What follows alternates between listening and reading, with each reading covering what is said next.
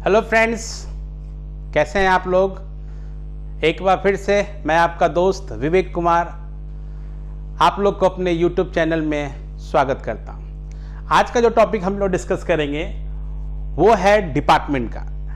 Department accounts कैसे बनाया जाता है, क्या क्या उसमें प्रोसेस यूज किया जाता है, वो आज हम लोग देखेंगे। तो देखते हैं बाबू, सबसे पहले हम लोग डिपार्टमेंट अकाउंट के बारे में बात करते हैं। प्रोसेस ऑफ डिपार्टमेंट अकाउंटिंग, कैसे बनाएंगे हम लोग डिपार्टमेंट अकाउंट्स को। सबसे पहले हम लोग ट्रेडिंग अकाउंट बनाने जा रहे हैं, department wise trading and PL account बनाने जा रहे हैं। से मान लीजिए कि हम लोग के पास ये 3 डिपार्टमेंट है।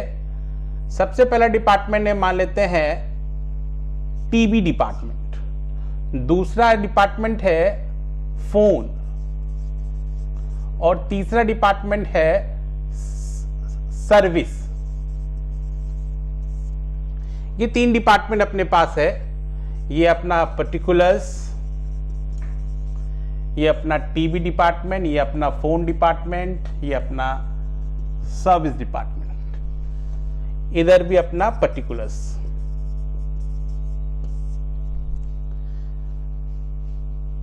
डिपार्टमेंट वाइज ट्रेडिंग पीएल बनाने के पीछे का ऑब्जेक्टिव ये है कि जब हम लोग department wise trading PL profit बनाते हैं तो हम लोग को पता चलता है कि कौन सा डिपार्टमेंट अच्छा परफॉर्म कर रहा है, कौन सा डिपार्टमेंट अच्छा परफॉर्म नहीं कर रहा है। तो एज ए ऑर्गेनाइजेशन हम लोग को ये देखना है, if any department are not functioning well, तो as a department, as a organization हम लोग को ये डिसीजन लेना होगा कि क्या हम इसको आगे कंटिन्यू करें या इसको ड्रॉप आउट कर दें। ये तभी पता लग पाएगा जब आप किसी डिपार्टमेंट का इंडिविजुअल ट्रेडिंग पीएल अकाउंट बना पाते हैं। तो आज हम लोग आपके सामने बताने जा रहे हैं कि कैसे किसी एक डिपार्टमेंट अकाउंटिंग को किया जाएगा।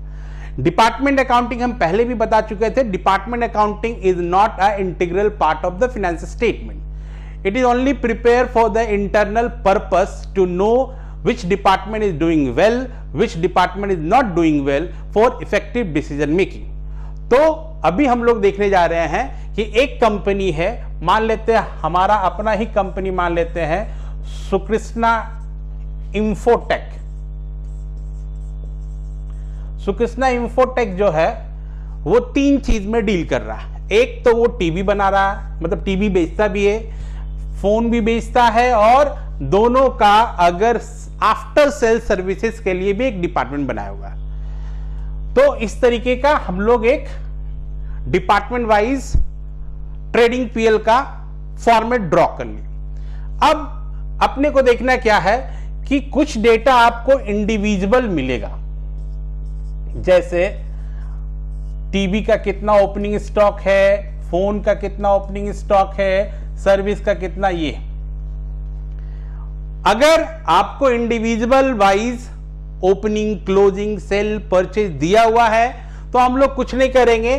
सबसे पहले आसान तरीका से वो सारा डेटा हम लोग अपने कॉपी में नोट कर लेंगे। जो जो डेटा इंडिविजुअल दे रहा है, जैसे बाय सेल्स, तो टीवी का कितना सेल्स हो रहा है, फोन का कितना सेल्स हो रहा है, सर्विस डिपार्टमेंट का कितना सेल्स हो रहा है। फिर हम लोग यहां दिखाएंगे क्लोजिंग स्टॉक। क्योंकि ये सारा डेटा हम लोग को अलग अलग दे दिया है, सेपरेट करके दे दिया है, तो हम लोग ये सेपरेट लिख लिए। अब यहां पर कुछ ऐसे एक्सपेंस होते हैं जो कि कॉमन होंगे, तो उसको आपको डिवाइड करना पड़ेगा। से वेजेस, अब वेजेस को कैसे बांटा जाएगा इसका इंफॉर्मेशन क्वेश्चन में ऑलरेडी दिया हुआ रहेगा।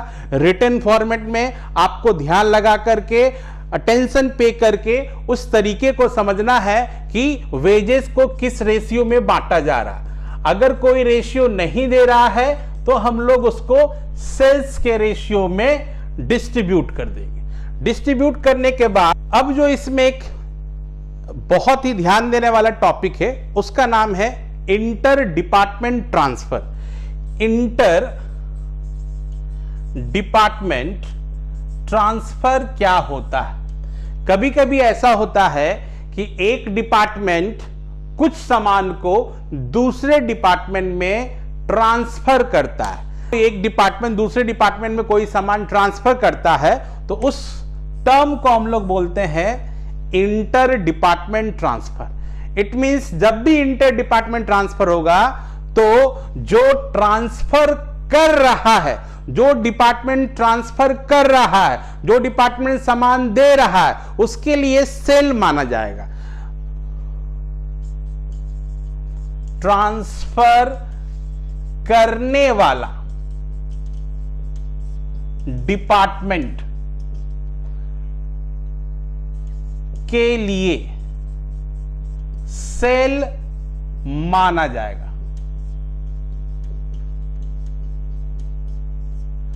ऑब्वियस सी बात है, जब एक डिपार्टमेंट के लिए सेल माना जा रहा है तो दूसरे डिपार्टमेंट के लिए वो परचेज जाएगा। से सपोज लाइक दिस वन, मैं यहां पर लिखता हूं goods transfer to phone and service department, यानी टीवी डिपार्टमेंट जो है कुछ सामान फोन को ट्रांसफर कर रहा है, कुछ सामान सर्विस डिपार्टमेंट को ट्रांसफर कर रहा है, तो इसके लिए सेल माना जाएगा।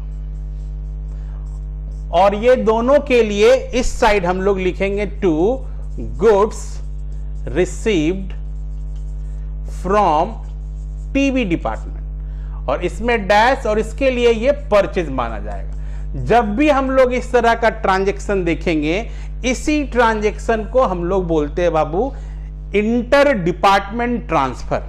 आगे जाकर के हम लोग देखेंगे कि जब इंटर डिपार्टमेंट ट्रांसफर होता है तो जब भी कोई डिपार्टमेंट ट्रांसफर करता है तो वो डिपार्टमेंट उसमें कुछ सर्टेन रेट से प्रॉफिट को चार्ज कर देता है। इसका मतलब ये डिपार्टमेंट अगर फोन और सर्विस को कोई सामान बेच रहा है तो टीवी डिपार्टमेंट कुछ प्रॉफिट कमाया होगा। अब एज ए कंपनी जब हम लोग देखते हैं तो मान लीजिए कि जब हम लोग सुकृष्णा का प्रॉफिट निकालने जाएंगे तो उस केस में सुकृष्णा का 3 डिपार्टमेंट है, और एक मतलब ये डिपार्टमेंट तो सुकृष्णा के लिए काम कर रहा है और ये डिपार्टमेंट भी सुकृष्णा के लिए काम कर रहा है। तो आपस में आप एक दूसरे से प्रॉफिट कैसे अर्न कर सकते हैं, इस प्रॉफिट को आगे जाकर के हम लोग एलिमिनेट करेंगे। किस नाम से? तो स्टॉक रिजर्व के नाम से। वो आने वाले समय में मैं बताऊंगा कि अगर कोई डिपार्टमेंट दूसरे डिपार्टमेंट को प्रॉफिट पर सामान बेचता है और वो डिपार्टमेंट के क्लोजिंग स्टॉक में वो सामान बचा हुआ रह जाता है, तो उस स्टॉक पर हम लोग स्टॉक रिजर्व कैसे निकालेंगे, ये आने वाले वीडियो में आपके साथ मैं शेयर करूंगा। अभी फिलहाल आप लोग ये समझ चुके होंगे कि इंटर डिपार्टमेंट ट्रांसफर किसको बोलते हैं। उसी तरह से अगर फोन डिपार्टमेंट कोई ट्रांसफर करता है सर्विस को, तो फोन डिपार्टमेंट के लिए सेल माना जाएगा और सर्विस डिपार्टमेंट के लिए परचेज माना जाएगा। उसके बाद हम लोग इसको क्लोज कर देते हैं। अब या तो मेरे को ग्रॉस प्रॉफिट आएगा या फिर ग्रॉस लॉस आएगा। जो भी आ रहा है उसको हम बाकायदा कैलकुलेट कर लेंगे। इस साइड आएगा तो हम लोग को इसको बोलेंगे ग्रॉस लॉस।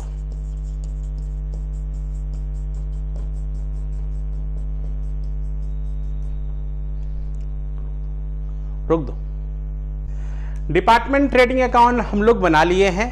अब हम लोग चलते हैं इसके दूसरे पार्ट में, डिपार्टमेंट पीएल अकाउंट कैसे बनेगा। तो उसी तरीके से बाबू हम लोग 3 कॉलम ड्रॉ करेंगे।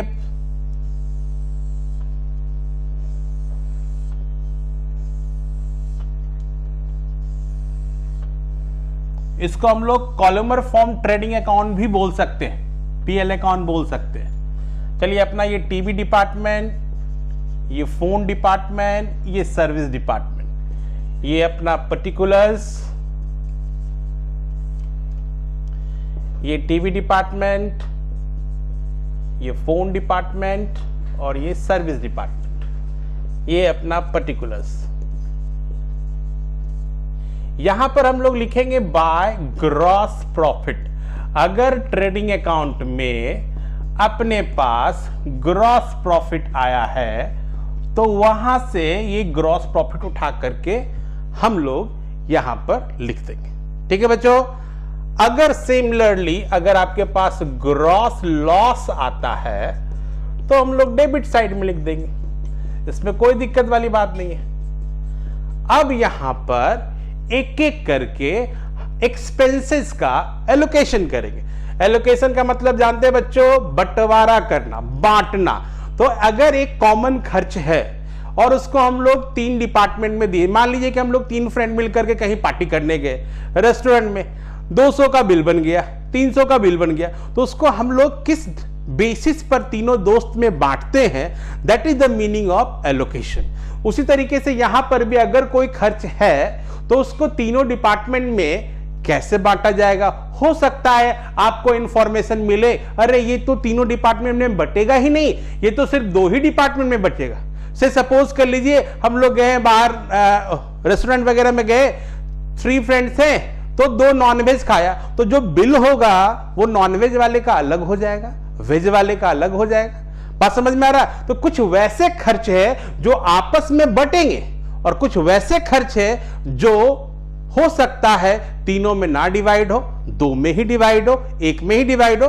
तो उसके लिए आपको क्वेश्चन प्रॉपर पढ़ना पड़ेगा। से मान लीजिए सबसे पहले कोई एक्सपेंस है सैलरी। अब ये सैलरी को कैसे बांटा जाएगा इसके बारे में क्वेश्चन में इंफॉर्मेशन होगा। अगर कोई इंफॉर्मेशन नहीं होता है तो आपके पास ऑप्शन है, या तो आप उसको इक्वली डिवाइड कर दीजिए या फिर अजम्पशन लेकर के सेल्स के रेशियो में डिवाइड कर सकते हो। से फिर मान लेते हैं रेंट का क्या पोजीशन है, फिर मान लेते हैं डेप्रिसिएशन का क्या पोजीशन है, फिर मान लेते हैं इंटरेस्ट का क्या पोजीशन है, फिर जनरल एक्सपेंस का क्या पोजीशन है, ये बटेगा कैसे, ये सारे एक्सपेंसेस के बारे में आपको इंफॉर्मेशन दिया होगा। आप केयरफुल्ली क्वेश्चन को रीड करेंगे और अपने आंसर को फाइंड आउट करने की कोशिश करेंगे कि किस बेसिस पर इसको क्वेश्चन में बांटने के लिए बोला गया। Once you find out the basis, is very simple to calculate। आपके पास कैलकुलेटर है ही और आराम से आप उसको बांट दीजिएगा। अब ये सब करने से आपके पास नेट प्रॉफिट आएगा। ये जो नेट प्रॉफिट आ रहा है ये डिपार्टमेंटल का नेट प्रॉफिट आ रहा है। इधर हो सकता है आपके पास नेट लॉस भी आ सकता है। कोई जरूरी नहीं है कि तीनों डिपार्टमेंट में नेट लॉस ही आएगा या तीनों डिपार्टमेंट में नेट प्रॉफिट ही आएगा। डिपेंड करता है क्वेश्चन का डेटा के बारे में। हो सकता है 2 डिपार्टमेंट में प्रॉफिट आए, 1 डिपार्टमेंट में लॉस आए, 2 डिपार्टमेंट में लॉस आए, 1 डिपार्टमेंट में प्रॉफिट आए, तो वो आपको अकॉर्डिंगली करना है। अगर ये डिपार्टमेंटल पीएल अकाउंट आप बना लेते हैं उसके बाद हम लोग चलते हैं एक जनरल पीएल अकाउंट बनाने के लिए। यानी ये पीएल अकाउंट कंपनी का पीएल अकाउंट माना जाएगा। अभी तक हम लोग product wise, segment wise PL account बना रहे थे। अब एज ए कंपनी का पीएल अकाउंट बनाएंगे। सुकृष्णा इंफोटेक जो हम लोग कंपनी का जंक्शन लिया है उसके हिसाब से कैसे बनेगा, तो उसके लिए हम लोग एक जनरल पीएल अकाउंट बनाएंगे और उसमें डेटा कहां से आएगा, तो उसमें उसको बनाने के लिए हम लोग को कॉलमर फॉर्म नहीं करना, क्योंकि कंपनी तो एक है तो पीएल अकाउंट भी एक ही बनेगा। लेकिन इसको बनाने के लिए आपको ध्यान देना पड़ेगा कि जो भी प्रॉफिट आ रहा बाय नेट प्रॉफिट, तो यहां पर इस तरीके से दिखाएंगे डिपार्टमेंट टीवी से कितना आ रहा है, डिपार्टमेंट फोन से कितना आ रहा है, डिपार्टमेंट सर्विस से कितना आ रहा है, ये सारा चीज आपको यहां पर दिखाना। हमने बोला भी कि कोई जरूरी नहीं कि तीनों डिपार्टमेंट से आपको प्रॉफिट ही आए, हो सकता है किसी से लॉस आ जाए, तो अगर किसी से लॉस आ जाएगा तो हम लोग इस साइड नेट लॉस दिखा देंगे। अब यहां पर कुछ ऐसे एक्सपेंस होते हैं, थोड़ा ध्यान दीजिएगा माय डियर फ्रेंड्स, स्टूडेंट, बच्चों ध्यान से सुनिएगा। यहां पर कुछ ऐसे एक्सपेंस होते हैं जिसको कि आप डिपार्टमेंटल ट्रेडिंग पीएल अकाउंट में डिवाइड नहीं कर पाते, एलोकेशन नहीं कर पाते, कारण कि वो कंपनी बेस एक्सपेंस होते। जैसे डिपार्टमेंट टीवी ने कमाया 50,000, डिपार्टमेंट फोन ने कमाया 1 लाख, और डिपार्टमेंट सर्विस ने कमाया 50,000, तो 50,000 प्लस 1 लाख प्लस 50,000 मिलाकर के 2 लाख होते हैं। तो टीवी डिपार्टमेंट खुद जाकर के टैक्स नहीं देगा, फोन डिपार्टमेंट खुद जाकर के टैक्स नहीं देगा, ये तीनों का मिला करके टैक्स देने वाला अथॉरिटी कौन है? टैक्स देने का किसकी लायबिलिटीज बनती है? तो कंपनी की। तो टैक्स कंपनी पे करेगा। इसका मतलब अगर आपके क्वेश्चन में इनकम टैक्स है या इस तरह का कोई डेटा है तो उसको आप डिपार्टमेंटल पीएल अकाउंट में डिवाइड नहीं करेंगे, उसके लिए आपको जाना पड़ेगा जनरल पीएल अकाउंट में, क्योंकि ये एक ऐसा खर्चा है जो कि कंपनी से एसोसिएटेड होता है। मान लेते हैं बाबू किसी फोन में कोई गड़बड़ी हो गया और कोई कस्टमर आकर के केस कर दिया, तो केस किस पर करेगा? फोन डिपार्टमेंट पर केस करेगा या कंपनी पर केस करेगा? माय डियर फ्रेंड्स, कंपनी पर केस करेगा। तो लीगल फीस हो गए, इनकम टैक्स हो गए, ये सब ऐसे एक्सपेंसेस है, उसको आप जनरल पीएल अकाउंट में शो करेंगे। तो हम लोग यहां पर लिखते हैं टैक्स, इनकम टैक्स हो सकता है, लीगल एक्सपेंसेस लिख सकते हैं। अगर क्वेश्चन में इसको बांटने का कोई बेसिस दे दिया है तो हम लोग उस हिसाब से करेंगे, लेकिन अगर कुछ नहीं बोलता है तो आप लोग इसको जनरल पीएल अकाउंट में ही लाएंगे। उसके बाद जो बचता है बाबू वो हो जाएगा बैलेंस, सीडी बोल सकते हैं इसको।